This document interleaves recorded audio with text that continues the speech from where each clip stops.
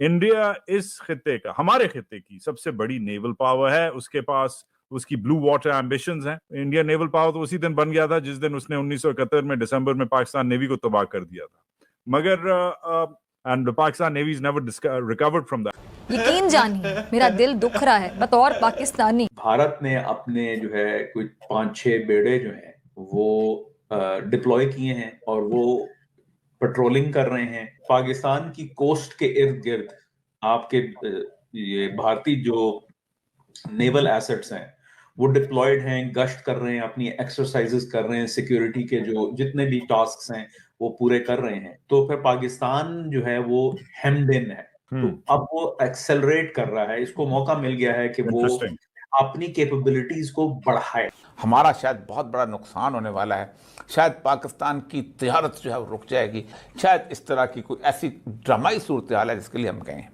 आप देखें कि जैसे ही ये लोग हमारे वॉरशिप्स यहाँ से निकले हैं, हमें IMF से पैसा तो मिल गया। मैं पाकिस्तान के हवाले से, मुझे यकीन नहीं था कि पाकिस्तान भी कुछ ऐसा करेगा, लेकिन पाकिस्तान की नेवी आज नहीं, आज से 4 दिन पहले ही बहीरा अरब में पहुंच चुकी हुई थी। ये हो क्या रहा?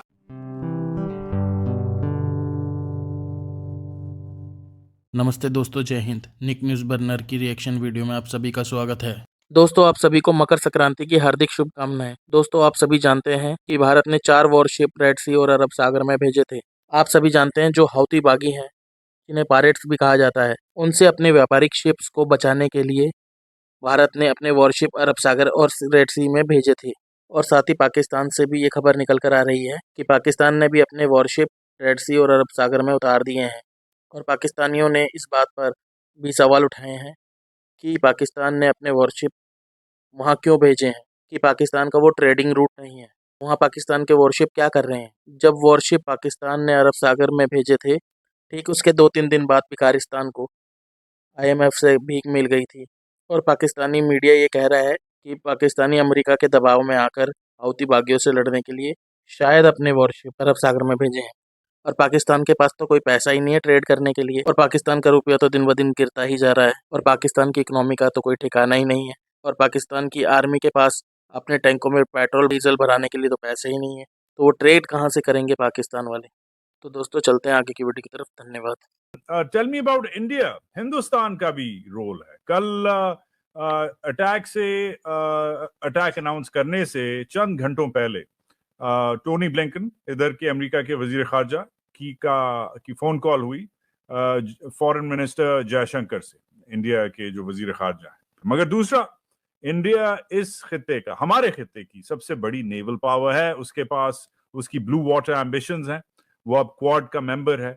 उसकी increasingly beefed up naval presence के अलावा उसके जो स्ट्रेटेजिक स्टेट्स हैं वेस्टर्न अरेबियन सी में और ओवरऑल जो इंडियन ओशन रीजन है, IOR जो जिसे कहते हैं, उसमें India is now formally has emerged as a naval power.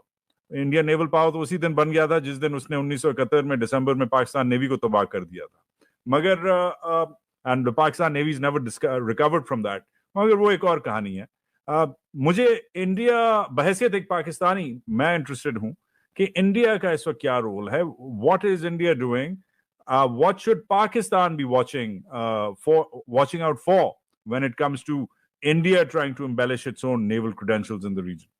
आज इस यमन के ऊपर अमेरिका और उसके एलाइड फोर्सेस ने हमला कर दिया, लेकिन उसमें तकलीफ से बात यह है कि इस एलाइड फोर्सेस के अलावा आप सोचें कि पाकिस्तान की नेवी और भारत की नेवी ये भी उसके साथ खड़े हैं नॉन एलाइड के सूरत हाल में। लेकिन उसका हम तबसरा करते हैं कि हम क्यों चले गए हैं वहाँ पर और हमने उसके अंदर क्यों, किस बुनियाद पर और किस वजह से हम गए हैं। अगरचे के दावे किए जा रहे हैं कि जैसे हमारा बहुत बड़ा नुकसान होने वाला है, शायद पाकिस्तान की तिजारत जो है वो रुक जाएगी, पाकिस्तान मंडियों तक अपना माल नहीं पहुंचा सकेगा और पाकिस्तान तक माल नहीं आएगा, शायद इस तरह की कोई ऐसी ड्रामाई सूरत हाल है जिसके लिए हम गए हैं। लेकिन हौसियों का कसूर क्या है। हौसी बेसिकली जब से गजा की कॉन्फ्लिक्ट शुरू हुई है, आप सोचें कि हौसियों ने उस ज़माने से सबसे पहले ये किया कि उन्होंने ऐलान किया कि हम इसराइल के ख़िलाफ़ जहाद का ऐलान करते हैं। और उन्होंने अक्टूबर में यहाँ से गुजरने वाले जितने भी शिप थे उन पर हमला करना शुरू किया और नवंबर में इन्हीं हौसियों ने एक जहाज़ पर कब्ज़ा किया और कहा कि ये इसराइल का जहाज़ है, लेकिन वो बाद में पता चला कि उसका ओनर जो था वो इसराइली था। अब मैं आपके सामने बताता हूँ, हमारे तीन जहाज़ जो हैं इस वक्त वहाँ पर पाकिस्तान नेवी के, ये मैं उनकी आपको इसके लोकेशन जो है वो आपको बता सकता हूँ। और इनके बारे में दावा ये किया जा रहा है कि इन शिप्स को बुनियादी तौर पर हमने इसलिए भेजा है कि हम मैरी टाइम ड्यूटीज़ जो हैं उनको हम जो हैं उनकी हम हिफाजत कर रहे हैं और हम उनको अपने मफादात के तहफ़्फ़ुज़ के लिए। इसके साथ ही ये इंडिया की जो खबर है कि 10 जहाज़ उनके इंडिया के जो इस वक्त वहाँ पर मौजूद हैं और ये उनकी over 10 warships sent to deter pirate of the Arabian Sea. अब उनको पायरेट कहा गया, ये बहरी कज़ाक कहा गया। वो जहाज के लिए लड़ रहे हैं और जाहिर बात है इनको इन्होंने बहरी कज़ाक कहा है। पाकिस्तान के जहाज अगर जाते भी हैं तो वो बीच में से अबू धाबी, दुबई वाला, जबले अली और उसके साथ साथ ये जो उनकी बंदर अब्बास वगैरह, इन बंदरगाहों से आके हमारे जहाज निकलते हैं। हमारा कोई तुक नहीं है उस तरफ जाने का, और ये इसमें से कोई एक शिप भी जो ऐसा नहीं जो पाकिस्तान के करीब से गुजरता हो। ये दावा करना कि हम इसलिए वहाँ गए हैं कि हमारा मामला जो है कि हमारा अपना मफाद जो है।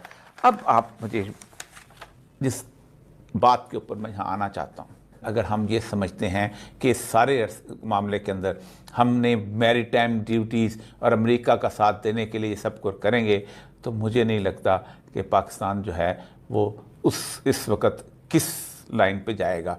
आप देखें कि जैसे ही ये हमारे वॉरशिप्स यहाँ से निकले हैं, हमें IMF से पैसा तो मिल गया है, लेकिन क्या IMF का पैसा जो है हमारे मर्ज की इलाज? ये बहुत अहम सवाल आपने किया है। इसमें मैं यूं कहूँगा कि देखें, इंडिया उभर रहा है। इंडिया जहाँ तक ब्लू वाटर नेविगेशन है, IOR में पावर प्रोजेक्शन कैपेबिलिटीज हैं, मैरीटाइम स्पेस के अंदर जो नेवल एसेट्स को डिप्लॉय करना और लॉन्ग डिस्टेंस के ऊपर, ये अब इस प्रोसेस में है। तो ये एक मौका मिल गया है इंडिया को कि वो जो काम वो मतलब इस क्राइसिस के एब्सेंस में शायद इतनी जल्दी ना करता, तो अब वो एक्सेलरेट कर रहा है। इसको मौका मिल गया है कि वो अपनी कैपेबिलिटीज को बढ़ाए। इंटरेस्टिंग। और वो आई थिंक पूरा हो रहा है। मेरा अपना जो तज्जिया है वो ये है कि सेक्रेटरी ब्लिंकन ने जो मिनिस्टर जयशंकर के साथ जो बात की थी कल इस एयर स्ट्राइक से पहले, आई थिंक उसमें डिस्कशन यही हुआ होगा कि देखिए हम ये करने वाले हैं और आपकी मुआवनत हमें चाहिए, और मतलब आपका क्या पोस्चर है। जाहिर है इससे पहले जो है ये बात तय हो गई थी कि कौन इस कोalition में हिस्सा लेगा, ठीक है, नेदरलैंड्स ने लिया, ऑस्ट्रेलिया, कनाडा, बहरीन ने, लेकिन इंडिया ने नहीं लिया। इंडिया ने आई थिंक इंडिया का पोस्टर ये है कि हम अपने ऑपरेशन करेंगे अपने जो वाटर्स के जो गिरदोनवा में, लेकिन हम किसी कोalition का हिस्सा नहीं बनेंगे। तो कहने का मकसद ये है कि उनको मौका मिल गया। From a Pakistani point of view, अगर आप अरेबियन सी का मैप उठा लें, अगर उन पाकिस्तान की कोस्ट के इर्द गिर्द आपके ये भारतीय जो नेवल एसेट्स हैं वो डिप्लॉयड हैं, गश्त कर रहे हैं, अपनी एक्सरसाइजेस कर रहे हैं, सिक्योरिटी के जो जितने भी टास्क्स हैं वो पूरे कर रहे हैं, that's too close to Pakistani waters ना। तो फिर पाकिस्तान जो है वो हेम्ड इन है, क्योंकि इफ इंडिया सेज कि भाई we are now going to provide security इस इलाके में, इंडिया को मौका मिल रहा है कि वो अपने जो काम वो शायद कई सालों में करता, वो एक फास्ट ट्रैक पे हो गया है। And I think that's what the Indian interest here. The Indian interest is not to get involved in ये हूतियों का मसला। कौन क्यों कोई इन्वॉल्व होगा, पराई जंग अपने सर पे लेने की कोई किसी को जरूरत नहीं है।